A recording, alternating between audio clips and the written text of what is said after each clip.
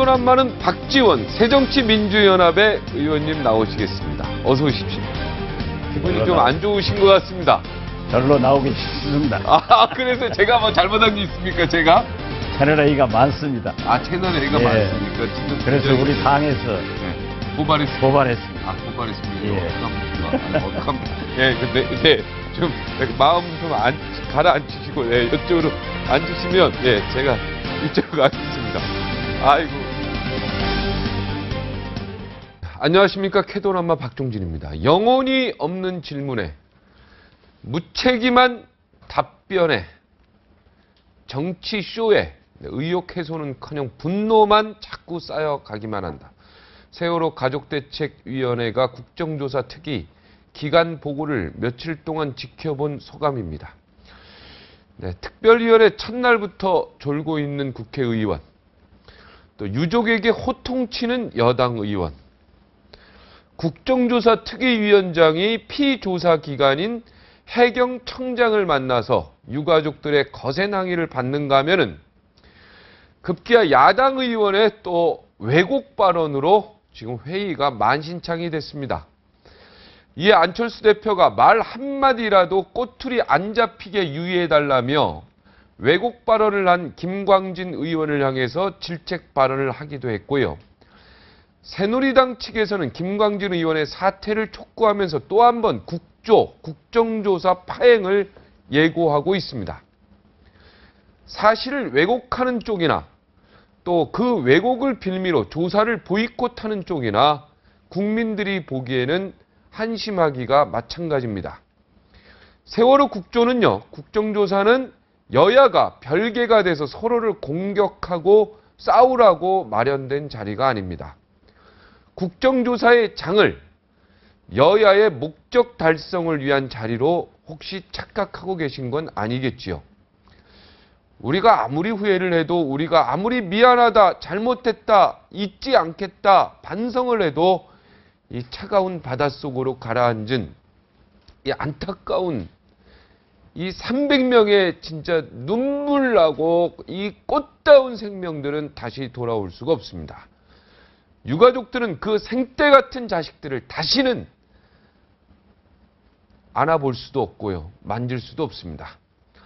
국정조사는 여야가 진정성을 가지고 진상규명에 올인을 해도 한없이 부족합니다. 한없이 미안해야 할 이 무거운 책임의 장임을 여야 의원들이 다시 한번 명심하기를 바랍니다. 세월호 국정조사를 어찌 감히 여야가 한낱 정쟁의 도구로 전락시킬 수 있는 겁니까?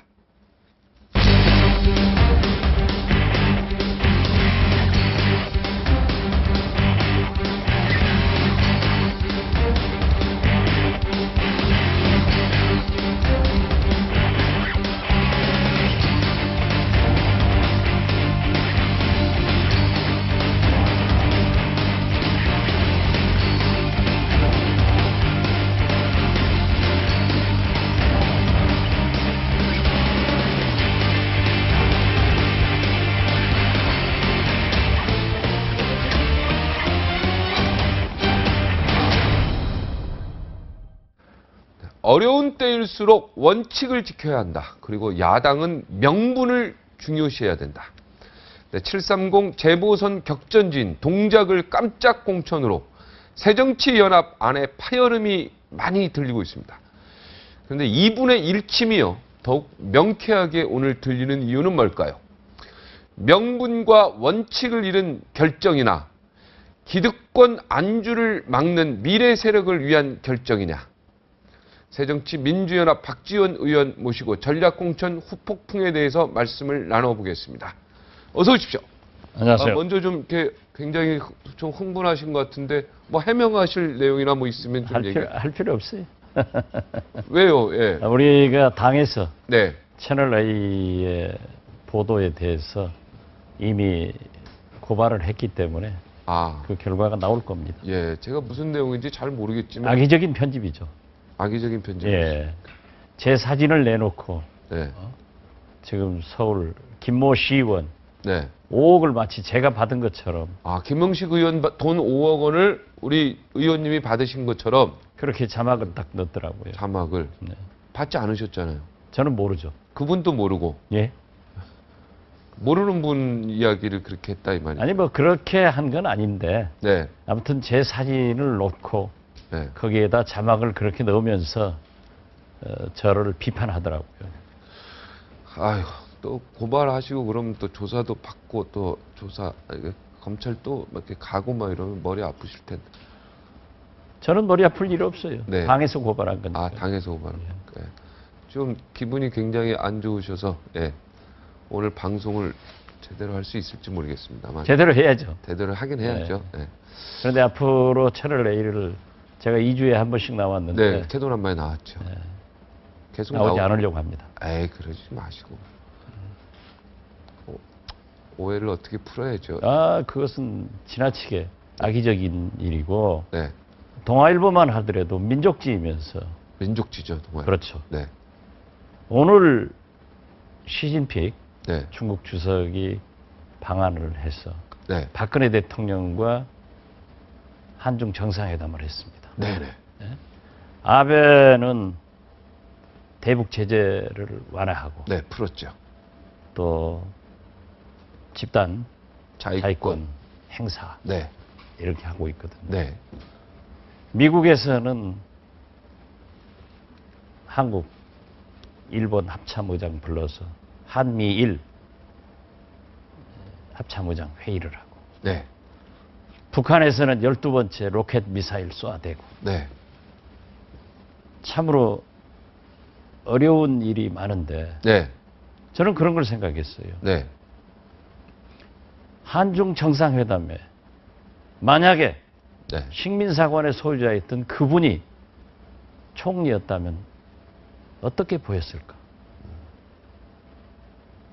모양새는 분명히 안 좋을 수 있어요. 보기에, 그죠? 안 좋죠. 네, 안 좋죠.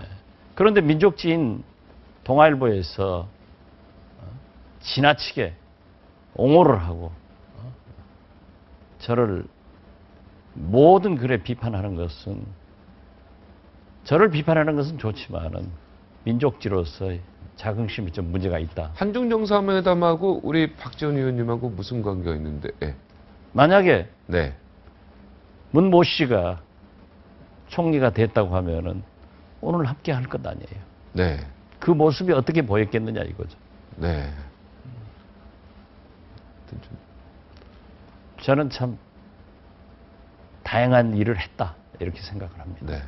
지금 저희가 지금 뭐 연락을 좀 해봤는데 제작진 측에서는 좀 오해가 있다 이렇게 얘기하시는 거예요. 오해가 있는데 그렇게 나왔잖아요. 네.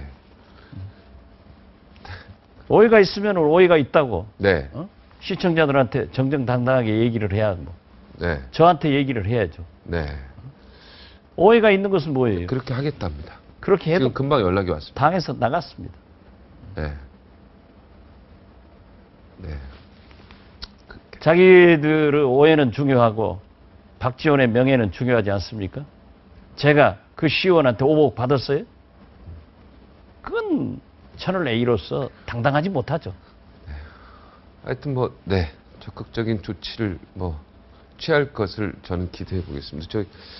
어차피 그 모든 진실은요, 네, 다 나타날 수 있기 때문에 너무 억울해하지 마십시오. 이순신 장군도 그 억울하게 감옥 갔지만 다 진실을 역사에서 또 증명하고 있지 않습니까? 역시 가재는 개편이군요. 아니 그게 아니라 제 얘기는 그게 아니라 그 억울함이 다 진실이 네. 가재 개편 아닌데요. 저는 그게 아닌데요. 네. 저는 이순신 장군 편이잖아요. 그냥 진행하세요. 네, 진행할까요? 네. 죄송합니다. 저는 이순신 장군 편인데요. 예, 저 동작을 기동민 정무부시장 하셨던 기동민 후보가 이렇게 딱 된 거 아셨습니까, 좀? 처음에 몰랐어요. 전혀 모르죠. 예, 굉장히 친하시고 그렇죠. 밑에서 한 예. 수십 년간 또 계셨잖아요. 이 기동민 전 서울시 네. 정무부시장은 저하고 함께 청와대에서 김대중 대통령을 모셨. 저도 잘 알죠. 그렇죠. 청와대 행정관 하셨잖아요. 예. 네. 그리고 제가 원내대표 할 때 특보로 저와 함께 일을 했고 또 3년 전 네. 박원순 시장 보궐선거 출마했을 때 네. 함께 운동을 해서 네. 박원순 시장 특보 나중에 부시장으로 가서 아주 일을 잘했습니다. 부시장 시켜준 거 우리 박지원 의원 아닙니까? 제가 아니고 박원순 시장이 특보로 함께 일해보고 능력이 출중하기 때문에 네. 부시장으로 영전시켜서 일을 참 잘했어요. 네, 특보로 추천하신 것도 우리 그건 아니고 아닙니까? 네. 그렇게 저는 알고 있었는데 잘못 아는 거네요. 네. 네, 근데 그냥 속으로만 알고 있었습니다. 저는 그런 걸 했다고 하더라도 네. 얘기하지 않는 거예요. 얘기하지 않는 겁니까? 네. 네, 그냥 알고만 있고 얘기하지 않는 거군요. 그렇죠. 네. 예. 성격도 굉장히 호탕하고요. 잘생겼고 네, 키 크고. 네. 또 어떤 그 486 성균관대 총학생회에서 SM 그러니까 학생 운동권에도 있었고 성격도 호탕하고 인간관계도 좋고 일도 잘하시고 맞아. 흠잡을 데 없는 참으로 정치를 하면은 굉장히 잘할 사람입니다. 그러니까 김근태 의장 밑에서 정치를 비서관도 했고 또 저와 함께 김대중 대통령을 모시고 일을 했고 또 저와 함께 국회에서 일도 했고 박원순 시장과 함께 서울시에서 일을 했기 때문에 골고루 경험도 갖추고 우선 키도 크고 잘생겼고 참으로 훌륭한 친구예요. 잘생긴 건 중요한 건 아니죠. 내공이 더 중요하죠. 내공도 물론 좋고 속이 중요하죠. 자꾸 잘생긴 거 강조하면 기동민 부시장의 그 속에 그 내공이 신원 서판이 다 좋은 사람이에요. 좀 소홀히 할 수도 있으니까 안과 밖이 다 좋다.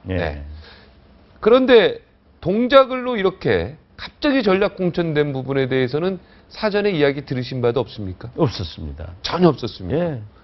그럴 수가 있습니까? 어떻게 박지원 의원을 안 통하고 이런 일이 있을 수 있습니까?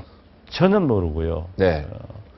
제가 그 뉴스를 보고 이곳저곳에 확인한 후에 기동민 부시장한테 전화를 했더니 본인도 굉장히 당혹스러워 하더라고요. 본인도 당혹스러워. 본인도 몰랐다는 얘기네요. 그러진 않았겠죠. 사전에 전화 통화를 했겠죠. 했는지 안 했는지 그건 확인 못했어요.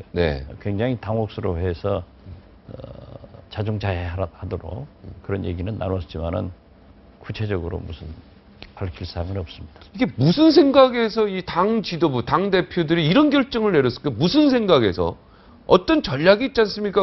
우리가 바둑을 둘 때도 뭐도 그렇고 이렇게 하면 이게 뭔가 된다. 이게 뭐 있지 않습니까? 전략이라는 게 있지 않습니까? 공천에도 원칙이라는 제가 두 대표한테는 직접 안 물어봤어요. 그러나 최고위원 몇 분 그리고 당에서 중추적 일을 하고 있는 당직자들한테도 물었더니 아무도 모르더라고요. 아무도 모릅니다. 그래서 저도 그 문제에 대해서는 유구무원입니다. 그래도 우리 의원님은 굉장히 분석력과 해석력이 굉장히 뛰어난 걸로 제가 오랫동안 봐왔기 때문에 이걸 어떻게 해석해야 됩니까? 온갖 그 신문 기사들이 그 추측 해석을 많이 하고 있는데 분석 기사를 많이 쓰고 있는데 딱 보시면서 제대로 된 게 해석한 기자가 있었는지 그런 기사가 있었는지 지금까지 기사 본 바에 의하면은 오늘 또 기자 몇 분들과 점심을 함께 하면서 의견을 들어보아도 적중한 기사가 없었고 아는 사람은 아무도 없습니다. 여기 이 지역이 원래 금태섭 대변인이 이제 유력했었는데 금태섭 대변인 하면은 안철수 대표의 거의 뭐 오른팔이다 뭐 이런 얘기가 있었고요. 근데 기동민 부시장은 어떻게 보면 박원순의 시장의 오른팔이다 이런 얘기가 있었거든요. 그럼 박원순과 안철수를 이게 붙이는 거 아니냐? 이런 어떤 기본 전략이 있었던 거 아니냐? 글쎄 뭐 그런 것도 잘 모르겠고요. 그 지금 현 위원장을 맡고 있는 허동준 위원장이 지금 네 번째 양보를 했어요. 어떻게 됐든 네 번째. 그렇기 때문에 그러면서도 그 지역을 지켜왔고 거기도 마찬가지로 기동민 부시장과 함께 학생운동도 하고 네. 이 같은 동년배 허동준 위원장이 2년 후배예요. 네네. 그러나 역시 마찬가지로 김근태 의장을 모시면서 함께 정치를 한 사람들란 네. 말이에요. 그래서 저희는 사실 금태섭 대변인도 훌륭하지만 제가 지난번 6.4 구청장 선거 때 이창우 현 구청장이 제일 나이 어린 네. 42살에 구청장이 됐어요. 네. 그래서 저희가 당 대변인을 할 때 또 네. 노무현 정부 청와대 행정관을 했기 때문에 잘 알아서 제가 어떻게든 좀 도와줘야겠다 하고 3번 지원 활동을 했거든요. 하셨습니까? 예. 네. 그런데 그때도 보니까 많은 우리 새정치민주연합 당원들이나 관악 을구의 동작을 네. 여러분들이 이번만은 왔다 가는 사람을 공천하지 말고 지금까지 지켜온 허동준 위원장을 꼭 좀 해달라. 네. 그래서 의원들이 허동준 위원장을 좀 하자 하는 서명운동을 하길래 저도 서명을 해줬어요. 아, 서명하셨어요, 거기에? 예. 야. 그러면서 허동준 위원장도 저에게 몇 번 오고 또 제 고등학교 후배예요. 아, 허동준. 예. 예. 그래서 어떠한 경우에도 문태고. 예. 경선을 해야 된다. 그래서 저는 금태섭 대변인과 그쪽으로 가신다고 그래서 네. 또 장진영 변호사라고 네. 아주 유명한 변호사, 네네. 또 젊은 변호사. 원래 경선이 결정돼 있었는데요. 네, 그래서 네. 경선을 하라고. 네. 난 경선을 해야 된다. 네. 그런 의미에서 사인을 했는데 그냥 이번에 생각지도 않은 거기에 공모하지도 않은 지금 바로 하루 전에 광주 광산에서 개소식까지 한 네. 기동민 정무부시장을 공천을 하니까 황당하죠. 저도 모르겠어요. 그렇지만은 제가 잘 모르는 것을 얘기하는 것은 바람직하지 않기 때문에 그 문제에 대해서는 거듭 말씀드리지만 유구무원이다. 네. 이렇게 말씀드립니다. 알겠습니다. 입장이 곤란하시기 위해서 기동민 부시장도 굉장히 사랑하는 사람이고요. 또 허동준 위원장도 굉장히 사랑하시는 분이고, 그죠? 그렇죠. 네, 후배기 또 광산에서 같이 나온 네. 김명진. 거기는 뭐 평생 같이 하셨던 그렇죠. 비서고요. 평생 저하고 네. 같이 했는데 네, 이 정치란 게 참 이상하더라고요. 그러니까 모두 뭉쳐놓으니까 네. 이거 아주 곤란합니다. 사랑하는 후배들끼리 막 싸우면 누구 편을 들어야 됩니까? 이 손가락이 다, 그죠? 깨물어도 다 아픈데 5명이 다 누구 손가락을. 그래서 지금 유구무원이 되셨군요. 이 부분에 대해서. 아니 그러나 네. 그러할수록 선배이기 때문에 정리를 해주는 게 원칙이죠. 네, 정리를 해줘야죠. 예. 그런데 어떠한 의도로 천정배 전 장관은 배제하고 네. 기동민 동작을로. 부시장은 광주 광산에 신청했는데 동작으로. 거기에서 다 활동하고 있는데 생각지도 않은 동작으로. 네. 그러니까 표고동 신문 뜻을 아무리 생각해도 모르겠어요. 그러니까 훌륭한 또 김명진 비서를 이렇게 당에서 배려해 주는 거 아닐까라는 생각. 그런 것은 또 아닌 것 같아요. 그런 것도 아닌 것 같아요. 아, 김명진 그분도 당 대표 비서실장 하고 그랬지 않습니까? 그렇죠, 제 네, 비서실장. 예, 비서실장은. 네.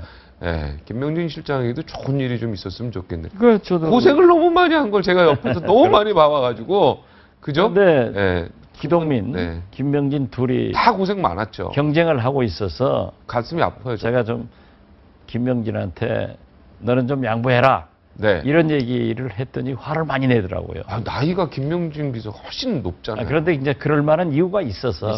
예, 네. 그런 게 했는데. 저도 두 분하고 아무튼, 다 개인적으로 친하다 보니까 마음이 아파요. 아무튼 김명진 실장도 열심히 하고 있는데 뭐라고 얘기할 수가 없습니다. 그죠. 왜냐면 이거는 사실은 개인의 거의 명예와 생명에 걸리는 일이 아닙니까? 그렇죠. 그러니까 허동준 위원장도 지금까지 3번 동안 양보했는데 4번째 이렇게 되니까 저렇게 당해 와가지고 막 피를 토하고 탈당 얘기까지 나오는 거 아닙니까?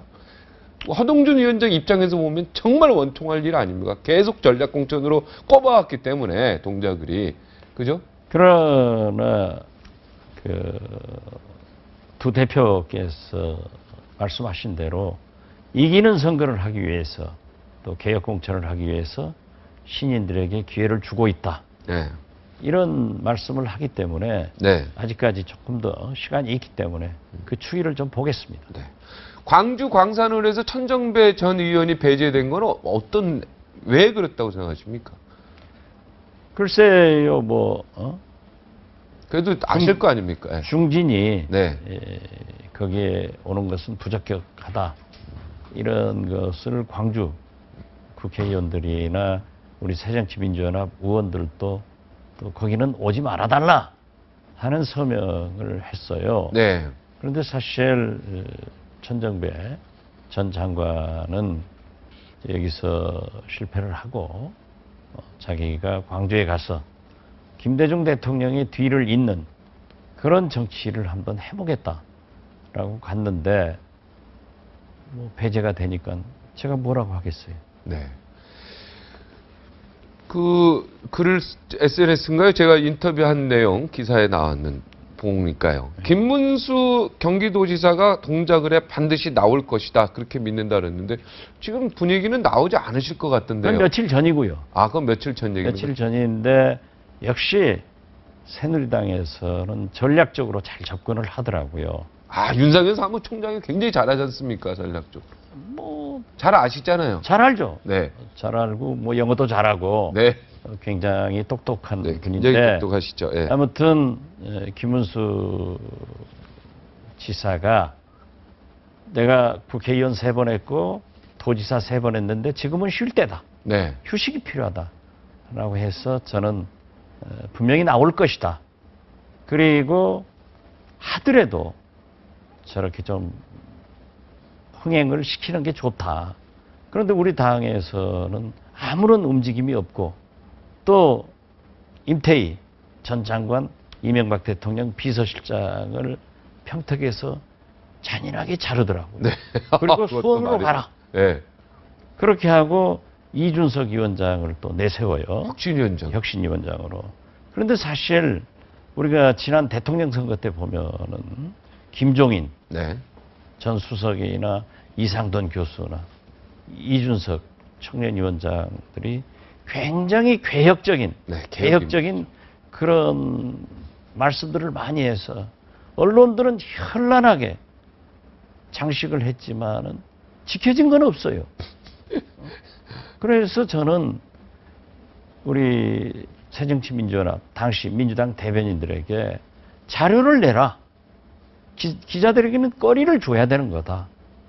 그래서 그분들이 이런 말씀을 했는데 결과는 이렇게 됐고 아무런 지킴이 없다 하는 것을 하라고 해도 잘 안 됐어요. 네. 그러나 이렇게 일련의 움직임이 너무나 전광석화처럼 새누리당은 진행시키는데 우리는 아무 소리도 없어서 네. 도대체 왜 우리는 이렇게 조용하게 있느냐 하는 것을 제가 트위터에 올렸죠. 네. SNS에. 지금 이준석 29살, 네, 카이스트 하버드 출신 이준석 전 비대의원을 혁신위원장으로 시킨 거예요. 그 밑에 사선 의원, 정병국 의원이 또 있는 것도 이게 지금 말이 되냐 이렇게 비판의 목소리도 곳곳에서 나오고 있는데 우리 의원님이 보기에는 아니다 이렇게 보시네요. 잘하신 거 아니에요? 아, 새누리당이 잘한 거다. 일단 그러한 청년들에게도 네. 노장청의 조화를 이루어서 네. 그런 프레시한 네. 감각을 정당에 도입시키는 것은 좋은 일이죠. 네. 그 청와대 그 만만회 이렇게 한번 비판하시고 청와대가 이건 소설 중에 소설이다 그랬더니 이건 소설 나름 뭐라고 하셨습니까? 소설도 소설 나름이다 뭐 이렇게 얘기하셨습니까? 그렇죠. 그건 무슨 뜻입니까? 제가 만만회를 제기를 했는데요. 네. 소설이라고 그랬죠. 상당히 많은 정치권에서 회자된 얘기입니다. 또 많은 기자들도 저한테 얘기를 하고요. 네. 실제로 박관영 국회의장께서나 또 새누리당 내부에서도 김기춘 비서실장이 2번의 총리를 낙마당했는데도 검증 잘못한 책임을 물을 수 없다. 네. 비선 라인에서 했다. 그렇게 얘기를 하고 받아들이더라고요. 그런데 제가 알고 있기로는 만만해서 했다고 하더라. 그래서 제가 라디오 인터뷰에서 만만해라는 그러한 사적도 있는데 역대 대통령들이 비선 라인이 다 있는 거다. 그렇지만은 그걸 잘못 활용하면은 국정 난맥이 오기 때문에 그러한 것도 김기춘 비서실장이 막아주는 또 검증을 철저히 하는 그런 일을 해야 된다라고 했더니 그 만만해가 굉장히 아팠나 봐요. 네. 뭐 청와대에서도 벌끈하고 또 뭐 새누리당에서도 뭐 발끈발끈하고 보수지들도 전부 만만해는 다 옹호를 하더라고요. 그러면서 박지원이 근거가 있으면 내놔라. 제가 무슨 뭐 녹음 테이프를 내놔야 됩니까? 뭘 내놔야 됩니까? 근거는 정확히 없지만 느낌 그러한 일이 네. 회자되고 있다. 네, 회자되고 있다. 네, 그렇기 때문에 회자야, 네, 그러한 것을 막지 못한 것도 네. 검증을 잘못한 것도 김기춘 비서실장의 책임이기 때문에 김기춘 비서실장도 동반 사퇴해라. 여기에 포커스를 맞춰야지 왜 만만해에다 맞춰가지고 뭐 증거를 내놔라 어쩌라 하면은 동아일보에서는 기사 쓰면 증거 다 내놓나요? 문제가 있는 것은 야당은 의혹을 제기할 수 있는 겁니다. 네. 언론에서도 마찬가지로 의혹을 제기할 수 있는 거예요. 네. 그러나 그 의혹이 채널 A처럼 엉터리 의혹을 제기하니까 우리가 당해서 고발하는 거죠. 저희 회사에서 또 저 이렇게 하니까 저희 회사를 저렇게 하니까 제가 몸둘 바를 모르겠습니다. 진행을 어떻게 해야 돼. 그런데 만만해 중에서 박지만 회장은 해당이 안 되는 것 같아. 제가 볼 때요. 저는 제가 그거는 만만해라는 박지만 저도 해자되는 얘기 들었는데 박지만 회장은 말을 했지. 말을 그때, 했지. 구체적으로 누구다. 네, 이렇게 얘기는 안 이런 했는데 얘기를 언론에서 하지 않았는데 언론에서 하더라고요. 저도 알아요. 정윤회 씨가 박지만 회장의 미행까지 해서 문제가 됐던 것. 과거에 그런 적이 있었죠. 최근에는 조금 가까워졌다는 것도 또 들리더라고요. 그렇지만은 저는 그분들이 한꺼번에 했는지 뭘 했는지 구체적으로 제가 언급하고 싶지는 않습니다. 박지만 회장은 하여튼 모든 인사나 이쪽에서는 맹세를 하신 걸로 알고 있어서 그리고 사업에 집중하시고 더 특별히 이런 얘기가 나올까봐 굉장히 몸을 조심하는 걸로 제가 이야기를 듣고 있었고 지금도 조심한다고 그러지만은 또 들리는 것은 또 다른 것도 있어요. 아 그렇습니까? 회자다른 얘기에도 그렇게 옹호하지 마세요. 그렇습니까? 옹호하는 게 아니라 제가 한번 취재를 해봐서 한번 이야기를 저도 그렇게 나눠봐서 들었어요. 굉장히 조심하고 아니다. 있고 그분은 그렇지 않다. 그분하고 가까운 분들이 몇 분 저한테 와서 자세히 설명을 하더라고요.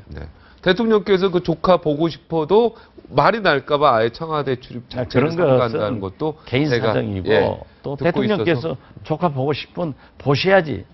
그런다고 안 보시는 것도 안 좋은 일이죠. 뭘 그래요. 그래도 또 여러 말이 나오고 뭐 이러니까 굉장히 조심하시는 것 같아요. 조심하셔야죠. 이런 어떤 인사 이런 거 얘기 나오는 거는 내가 볼 때 조금 그런 것 같다는 생각이. 제가 다른 두 분은 얘기 안 합니다. 모르겠습니다. 제가 모르는 얘기는 안 하고 아는 얘기만 저도 얘기를 하는 겁니다. 자, 그래도 시진핑 국가주석이 북한 거치지 않고 이렇게 온 거는 우리 의원님도 보기에도 굉장히 흐뭇한 일이죠. 잘했죠. 잘했죠. 그렇지만은 우리가 지나치게 중국이 꼭 우리 대한민국만을 위할 것이다. 그건 착각이다. 하는 것은 착각입니다. 자, 세월호 이 국정조사에 대해서도 한 말씀 좀 해줄 수 있겠습니까? 글쎄요, 저는 지금 뭐 저도 그렇습니다. 저도 잘하는 것도 중요하지만은 실수하는 것이 아니야죠.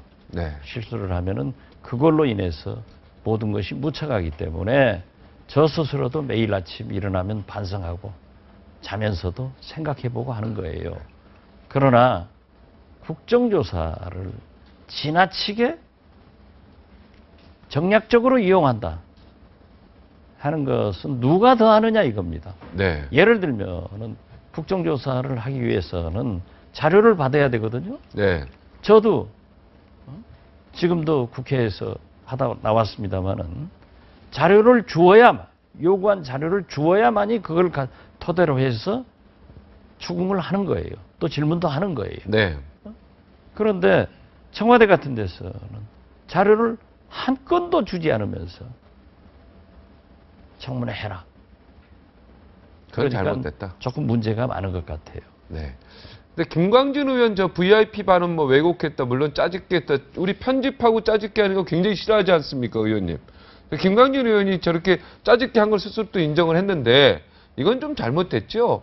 저도 좀 지나쳤는데요. 네. 그러나 본인이 네. 그러한 것을 시인하고 네. 사과를 했다고 하면은 네, 용서해 줘야 된다. 국정조사를 거부할 필요까지 있는가? 네. 그렇게 생각합니다. 그래도 짜집기 편집해서 뭔가 왜곡하고 뭔가 원뜻하고 다르게 하는 거는 우리 언론도 절대 해서는 안 되는 일이고, 예.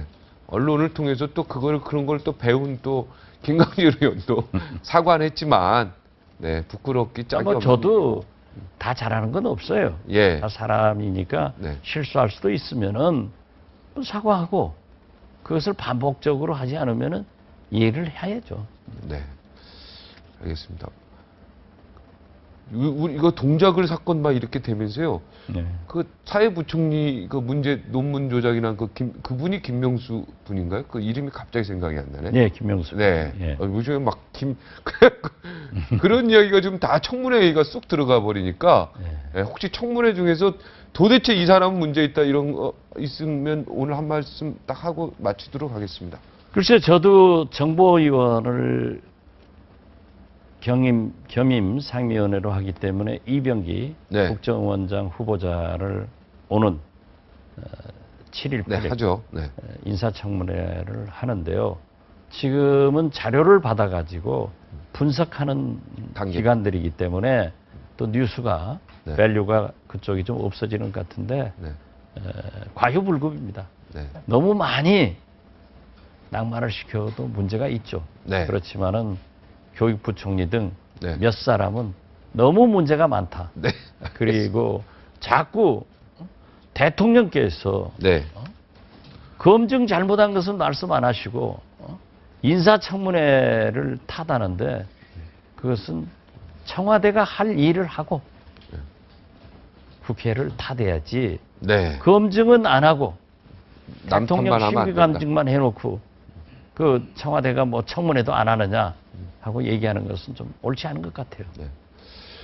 오늘 또 이렇게 소중히 모셨는데 화가 무척 나셔서 제가 몸둘 바를 모르겠고요. 좀 화난 것은 아니고. 예, 오해가 있었다고 하니까 이 오해가 좀 좋게 해결됐으면 좋겠는데 뭐 어차피 지금 굉장히 명예적으로 굉장히 기분이 좀 안 좋은 상태이기 때문에 제가 어떻게 해야 될지 모르겠습니다. 오늘 그럼에도 불구하고 이렇게 방송을 소중히 하셔서 펑크 안 내시고 펑크 내고 싶으셨죠 오늘?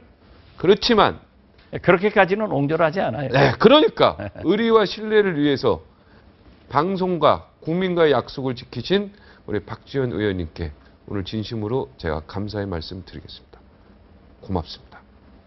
감사합니다.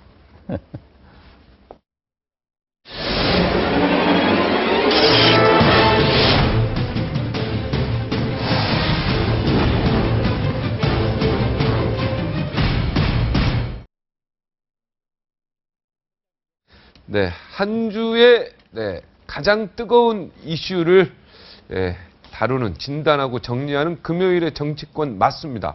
김태일 영남대 교수, 홍성걸 국민대 교수 모시겠습니다. 어서 오십시오. 들어오십시오.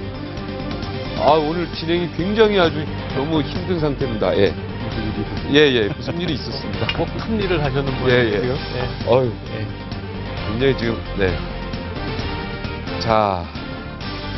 일단 뭐 동작을 이야기부터 할까요? 동작을 이거 무슨 생각에서 기동민 당사자도 통보를 받지 못했다. 당황해야 한다. 황당해야 한다. 이런 얘기를 오늘 박지원 의원이 얘기해요.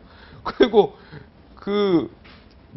간 사람도 이해를 못하겠고 왜 이런 누가 부탁한 것도 아니고 이런 결정이 어떻게 나왔다고 생각하십니까? 우리 김태일 우리 교수님. 뭐 정당은 어차피 선거 경쟁에서 이겨야 되는 전략적 사고를 해야 되는 집단이니까 네.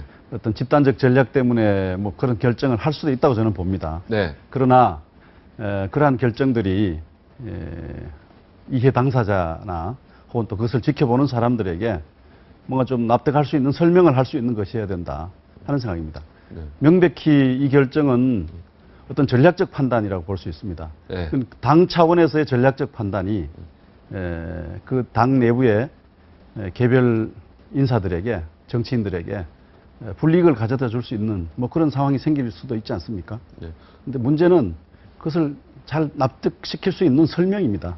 그 설명을 하고 거기에 대한 어떤 동의의 기반을 만드는 일에 그 능력이 모자랐다면 좀 반성할 대목이 있다고 보고요. 네. 지난번 지방선거 때도 뭐 그런 일이 좀 있었지 않습니까?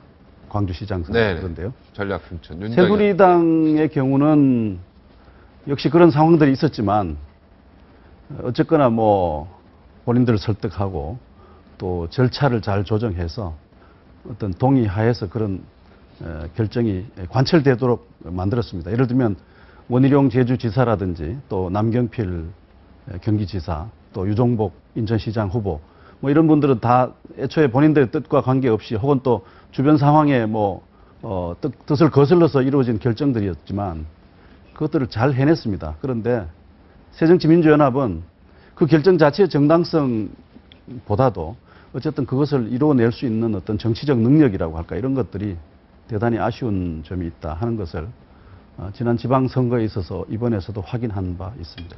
광산을에 공천 신청을 하고 거기서 개소식까지 하신 물론 기동민 부시장이 굉장히 훌륭하신 분인 건 알고 있지만 기동민 부시장을 이렇게 동작을 해 이렇게 꼽은 거는 어떤 이게 전략에서 이런 게 나왔다고 생각하십니까?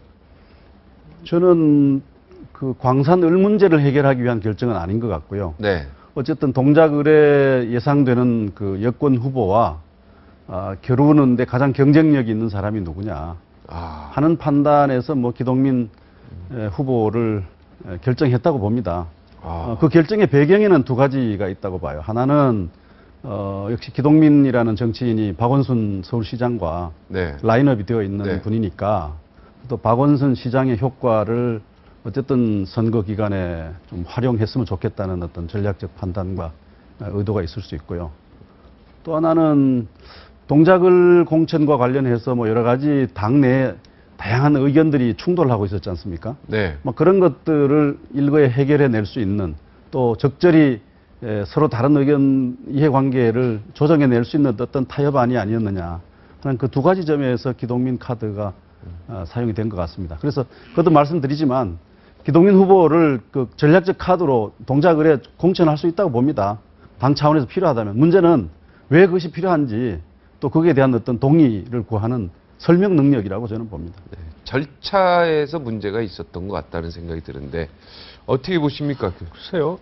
이 전략공천이라는 게 저는 이런 방식의 전략공천은 처음 봅니다. 저도 처음 보는 것 같습니다. 예, 다른 지역구에 공천한 사람을 거기서 아무런 설명 없이 빼가지고 또 수도권에 이렇게 뭐 서울에 이렇게 공천한다는 게 저는 뭐 기동민이라는 분이 어떤지 잘 모르겠어요. 네. 얼마나 미래 세대고 얼마나 능력 있는 사람인지 잘 모르겠는데 적어도 정치권에서 제가 논평하고 이렇게 지낸 지가 벌써 수년이 넘었는데 제가 모른다 그러면 글쎄요. 그게 김한길 대표가 얘기하는 것처럼 그렇게 미래 세대의 대표적인 그런 주자라고 볼 수 있을까? 인지도는 낙하죠. 이건 잘 모르겠습니다. 예. 그래서 저는 처음에 어떻게 생각했냐면 광산을에 문제가 있구나. 그런데 기동민이라는 카드가 아까우니까 광산을의 문제를 해결하기 위해서 기동민을 서울로 뺀 것이 아니냐. 허동준 가지고는 약하다고 본 거 아니냐. 이렇게 네. 이제 생각을 했는데 뭐 지금 설명을 들으니까 우리 김 교수님 설명을 들으니까 그게 아니라 오히려 기동민이 더 가장 그 강력한 말하자면 서울에서 강한 네. 경쟁력을 가지고 있다라고 하는 것인데 뭐 그렇다면 제가 보기에는 애초에 광산을에 내보내지 말았어야 되는 거죠. 그렇죠. 본인이 그렇게 처음부터. 하려고 했었어도 그러니까 이거는 일종의 정치 도의의 문제이죠. 그러니까 뭐 정치에 예의가 있고 도의가 있느냐라고 물으시면 제가 드릴 말씀은 없습니다. 그런데 우리가 보다 나은 정치를 해나간다는 의미에서는요. 그렇다면 정치 도의라는 게 있어야 되는 거거든요. 유권자에 대한 도의도 있는 거죠. 광산을에 사무실 내고 공천 받겠다고 거기다 공천한 사람을 갖다가 그 아무 본인한테도 통보 없이 그렇게 했다는 건 저는 이해하기가 어렵고 사실은 비슷한 것이 또 그 저 새누리당도 있었죠. 임태희 전 그 대통령께서 실장을 평택을에서는 이제 공천 안 한단 말이죠. 그럼 낙천했으면 그만이지. 거기서 또 저기 말하자면 그 반발이 심하다고 해서 갑자기 또 수원정이죠. 이렇게 한다. 물론 이제 임태희 실장의 경쟁력이나 이런 걸로 봤을 때 사전에 논의가 되고 이렇게 되면 얼마든지 양해를 하고서 그렇게 할 수가 있는 것인데 여기도 순서가 잘못됐다는 거죠. 자, 저 임태희 그 실장한테 그 좀 평택은 지금 상황이 이러니까 경선으로 갈 테니까 그러면 수원정이 우리 어려우니까 당신 이런 정도의 그 저 인지도를 가지고 능력이 있으면 그렇게 좀 해주세요라고 부탁을 했으면 아무 문제가 없는 건데 양쪽이 다 제가 보기에는 정치 도의에 좀 문제가 있는 게 아니냐 이렇게 생각이 듭니다. 절차에도 문제가 있고요.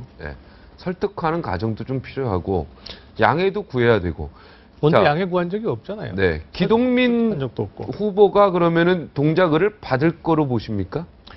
지금 허동준 위원장하고요. 그 20년 직이 거의 친구지간이거든요. 물론 나이 차이는 있지만 거의 친구처럼 동지애를 갖고 있는데 이렇게 후배가 3번이나 양보를 하고요. 지금 4번째인데 이 4번째 기다렸던 16, 10몇 년을 기다렸던 이 후배가 닦아놓은 곳에 이렇게 내가 원하지도 않는 상황에서 당황한 상황에서 들어가는 게 이게 참 본인 자체가 고민이 굉장히 될 것 같은데 그렇죠. 어떻게 보십니까? 뭐 개인적인 그런 관계라든가 그런 것도 중요하고 그런가 하면 또 당의 입장도 또 중요할 거 아니겠어요? 지금 만약에 상황에서 기동민 후보가 동작을 난 거부하고 난 광산을에 계속 하겠다라고 하면 그 지도부는 뭐가 됩니까? 바보 되는 거죠. 이건 완전히 그야말로 완전 바보 되는 거죠. 완전히 그 지도부도 그렇고 정당 자체가 이 공천 자체가 상당히 이게 말하자면 의미가 없어지는 거죠. 그러니까 아마 기동민 후보는 제가 보기에는 어쩔 수 없이라도 이거 받을 수밖에 없는 상황이 아니겠나. 그런 생각인데 또 이제 허동준 후보는 그럼 또 지금 말씀하신 것처럼 그런 어려움이 있는 거죠. 그런데 이런 어려움에 대해서 새정치연합의 지도부가 몰랐을 리 없잖아요. 이런 문제가 생기고 더구나 거기 금태섭 후보도 금태섭 대변인은 또 뭐가 되는 겁니까 지금? 거기도 지금 완전히 하늘에 붕 떠버렸죠. 그렇죠. 오히려 인지도로 보면은 금태섭 후보가 더 높지 않았을까라는 생각은 좀 들어요. 금태섭 대변인. 그래서 저는 그 의도가 지금 전혀 설명이 없으니까 오로지 하나가 뭐냐면 미래 세대의 아주 밝은 유망주자다 말이죠. 이거 외에는 다른 설명이 없으니까 그 설명을 받아들여야 되겠죠. 우리 박잉커가 말씀하셨듯이 가장 중요한 것은 이제 절차적 정당성을 통해서 해결해 버리는 것이 가장 좋은 대안이죠. 그런데 이제 정당은 전략 집단이니까 그런 절차적 정당성에 더해서 어떤 전략적 합리성이라고 할까 이런 부분들이 명백히 존재한단 말이에요. 이제 그랬을 경우에 어떤 직면하는 문제들을 풀어낼 수 있느냐 하는 그런 정치력의 문제라고 봅니다. 예를 들면 현재 동작을도 문제지만 광산을도 사실은 또 문제에 봉착해 있습니다. 그렇죠. 거기는 여러 명의 후보들이 있는데 그 후보들을 경선을 통해서 해결하면 가장 간단하죠. 특히 광주 같은 데야 누가 돼도 당선이 될 수 있으니까 경선을 또한 해결 방법이 가장 합리적이고 말썽이 없는 겁니다. 그런데 지금 광산을도 사실은 뭔가 좀 지도부가 개입을 해서 의원을 배제시킨 거. 배제하려고 하는 것은 저는 그게 설득력이 있는 것인가 혹은 또 일관성이 있는 것인가 하는 점에서 그 지역이야말로 특별한 어떤 전략적 고려가 필요치 않는 지역입니다. 그렇죠. 그래서 어떤 일관성을 유지하는 문제가 공천 과정에서 쉽지 않다고 하는 것은 정당이 갖춰야 될 또 하나의 어떤 전략적 합리성 때문에 그런 일이 생기는데 그런 모순적 결정이 저는 있을 수도 있다고 봅니다. 그러나 이제 문제 해결의 능력이죠. 예를 들면 동작을의 경우도 그 허동준 후보의 처지라고 하는 것은 누구나 다 공감 가고 눈물 나는 것 아닙니까? 또 도의의 문제이기도 하고 실제로 어떤 정치적 신의의 문제이기도 합니다. 그 10몇 년, 20년 동안 그 당을 함께 하면서 일을 해오고 헌신해 온 사람을 간단히 내칠 수는 없는 거 아닙니까? 그러면 그런 부분들을 뭔가 또 다 이렇게 만족시킬 수 있는 대안들을 만들어가는 길은 없을 것인가? 그런 것들이 능력이 아니겠습니까? 그게 당이 해야 되고 그게 당 지도부가 하는 일 아니겠습니까? 그렇습니다. 그런 점들을 좀 기대해 보는 거죠. 참 가장 그 민주주의 국가에서 당이 민주주의여야 되는데 뭐 제가 볼 때는 어느 당도 그렇게 막 민주주의의 절차를 정말 소중히 하는 그러한 정당이 굉장히 좀 부족하지 않은가. 당 대표나 당 지도부부터 여당이든 야당이든 뭐 어느 당이든 상관없이요. 그 민주주의의 절차를 소중히 하는 그런 모습들을 국민들이 보고 싶어 하는데 그런 게 좀 아쉬움이 남는 것 같습니다. 이번에도요. 그렇습니다. 뭐 이번에 사실은 새누리당 입장도 그 과거 이제 그 당내 민주주의를 하기 위해서 상향식 공천 뭐 하고 그러는데 아무래도 이제 재보궐선거는 상향식 공천만으로 하기는 어렵습니다. 그건 뭐 분명한 전략 사실이죠. 공천이 필요하죠. 전략 공천이 필요하긴 한데 어느 지역에 그 예를 들어서 지금 동작을 같은 경우 우리가 좀 논의를 해봐야 될 것이 김문수 전 지사가 그거 이제 사양하는데 우리 저 윤상현 이 사무총장이 고생 많이 하고 지금 있습니다. 계속 지금 말하자면 스토커가 되겠다라고 할 정도로 지금 쫓는데 그게 글쎄요. 그게 그 바람직한 건지 잘 모르겠어요, 저는. 네. 그래서 하여간 뭐 모르겠습니다. 이게 그 전략적인 선택이라고는 하는데 그 전략적인 선택이라는 것이 특정인에게 계속 그렇게 하는 것이 과연 그 집권 여당으로서 바람직한 것인가 좀 생각을 해봐야 될 겁니다. 네. 김문수 지사도 사실은 조금 더 빨리 새누리당에서 더 빨리 어떻게 보면은 설득과 더 빨리 결정을 해줬으면 저렇게 거부를 완벽하게 하지는 않으셨을 거라는 생각은 좀 드는데 뭔가 그 정치는 정말 타이밍이라서 이 타이밍이 맞느냐 안 맞느냐가 굉장히 중요한 거. 네.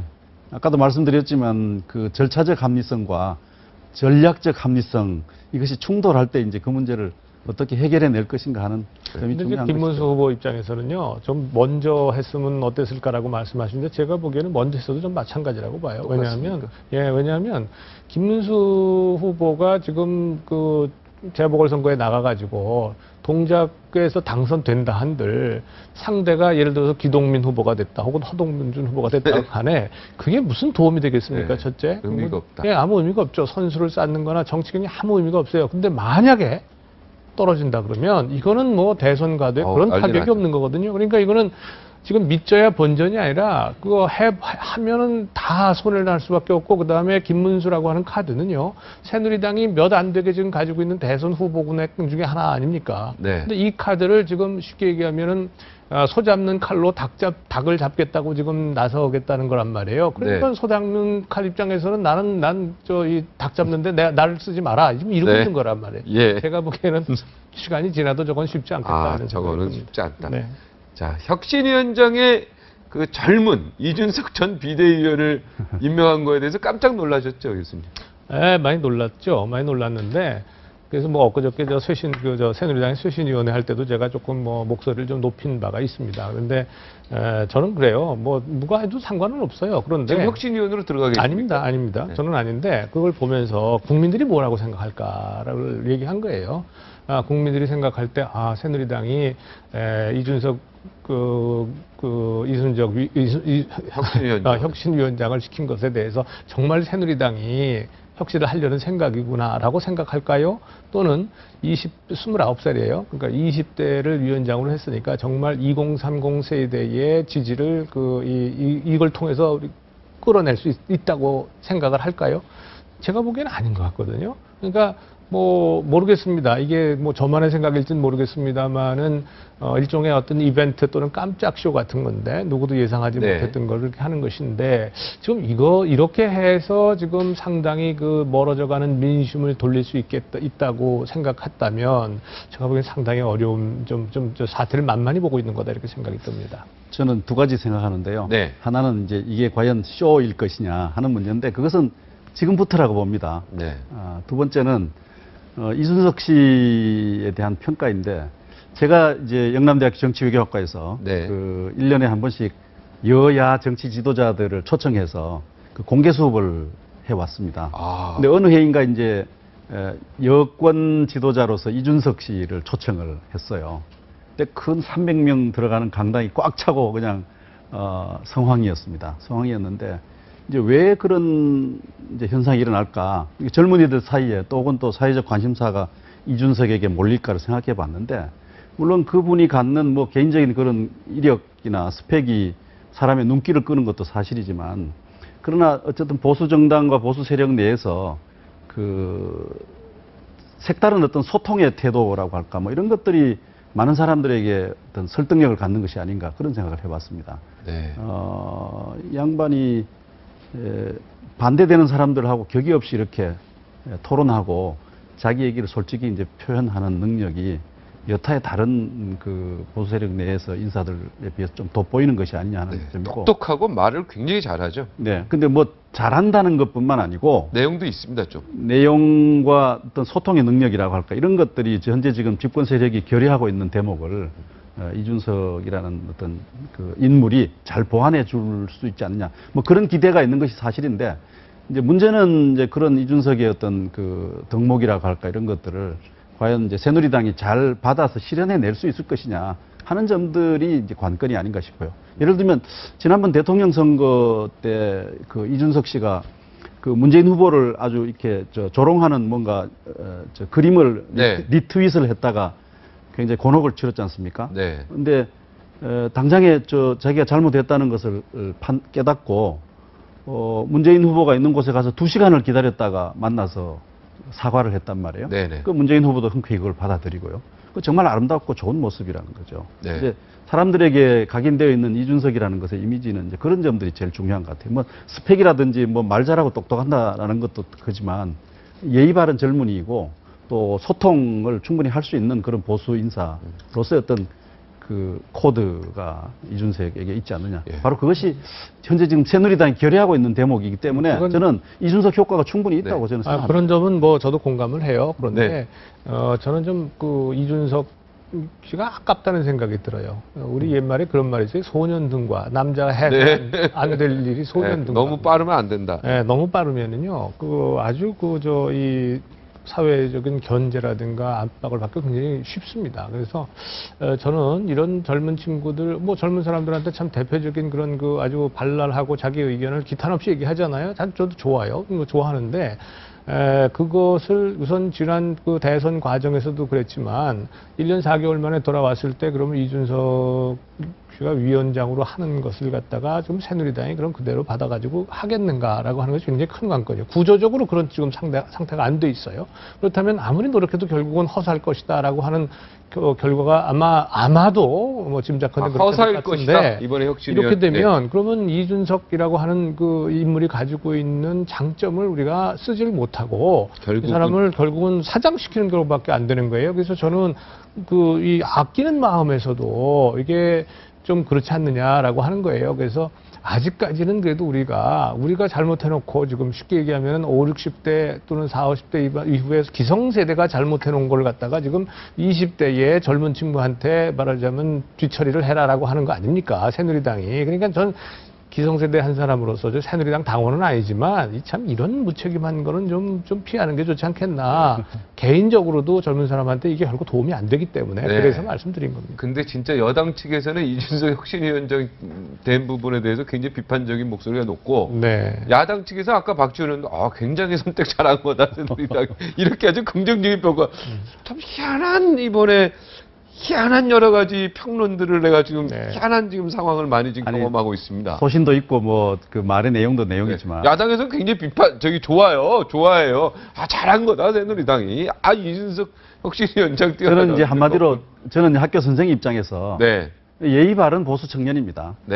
그리고 또 공공성에 대한 인식이 명백히 있고요. 그 교육 나눔 봉사활동 조직을 이끌면서 지금 NGO 활동을 하고 있는데 뭐 그건 또 아무나 하는 것도 아니거든요.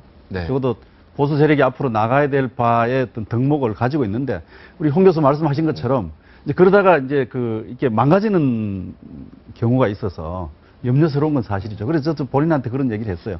어른들 얘기 다 받아들이지 말라. 잘못하면 이제 스포일 된다. 방송에도 자주 나오지 말라. 난 그렇게 충고를 한 바 있습니다.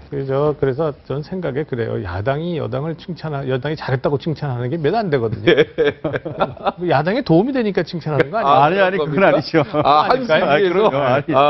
아닌. 우리가 무슨 여러 가지로 한수 위에서 자꾸 생각하고 계산하면 머리가 굉장히 아픕니다. 자, 시진핑 주석이 왔는데 저는 굉장히 하여튼 기분은 좋습니다. 북한을 거치지 않고 온 부분에 대해서 한 말씀 해주시죠.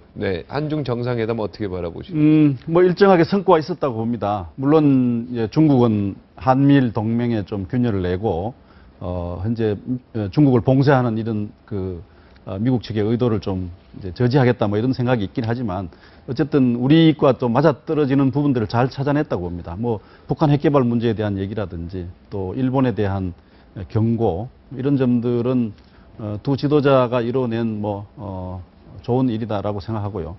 한 가지 이것을 지켜보면서 우리가 느끼는 것은 정말로 이게 요동치는 동북아시아 정세입니다. 정확한 판단과 또 적절한 어떤 대안 이런 것들이 박근혜 대통령이 패션 수준에 괄목할 만한 그런 어떤 능력을 보이는 것이 필요치 않나 하는 생각이고 두 지도자의 결정에 대해서 저는 많이 격려하고 싶습니다. 예, 박근혜 대통령 우리가 박수 쳐줄 건 박수 쳐줘야 되는데 굉장히 이건 잘하시는 것 같습니다. 근데 좀 동북아가 소위 말해서 리밸런싱 한다고 그럴까요? 동북아의 세력 균형이 지금 변화하고 있는 시기란 말이죠. 네. 한미 관계가 혈맹이고 전통적 동맹인 것만은 분명합니다만은 미일 지금 이 관계가 가까워지면서 특히 일본의 재무장 이것이 강화가 되면서 우리가 그대로 있기는 어려운 지금 상황이고요. 또 북한 문제는 더러 말할 것도 없고 이런 측면에서 이번에 시진핑 방안이 시사하는 바가 굉장히 크고 우리가 구체적인 성과 예를 들어서 경제적인 성과라든가 혹은 한반도에 있어서 핵개발 문제를 이제 불허한다고 하는 것에 대해서 어떻게 해석하느냐 하고는 전략적 해석의 문제가 남아 있긴 합니다만은 저는 이 시점에 매우 중요한 그리고 21세기에 지금 소위 동북아 정세의 세력 균형을 변화시키는 가장 중요한 첫 단추가 지금 끼워졌다 이렇게 보고 있습니다. 네. 59초에 다시 돌아와서 마침 정리하도록 하겠습니다. 네, 즐거운 주말 금요일입니다. 2014년 7월 4일. 네. 쾌도남마에서 바라본 세상. 꼭 집어 말할 수는 없지만 이 7월이 행운의 7일에서요. 네, 우리 시청자 여러분에게 이 7월에 좋은 일이 생길 것 같습니다. 우리 대한민국에도 이 7월에 좋은 일이 좀 많이 생겼으면 좋겠습니다. 저는 여기서 물러가겠습니다. 김태일 교수님 마지막 한마디 정리해 주십시오. 예, 정치가 도덕과 다른 것은 무엇을 이루어내는 결과를 만드는 일입니다. 도덕은 동기가 중요하지만 정치는 결과가 중요한 것이죠. 그래서 양당이 현재 공천 문제 때문에 몸살을 앓고 있습니다만은 결과를 잘 이루어낼 수 있는 능력을 다들 한 번씩 점검해 보시기 바랍니다. 7월 30일 결과 참 재밌을 것 같아요. 저는 이번에 과연 또 후보들이 어떤 후보들이 나오는지 이것도 굉장히 관심이 높을 것 같고 여러 가지 관심이 집중됩니다. 오늘 나와주셔서 고맙습니다. 감사합니다. 아이고.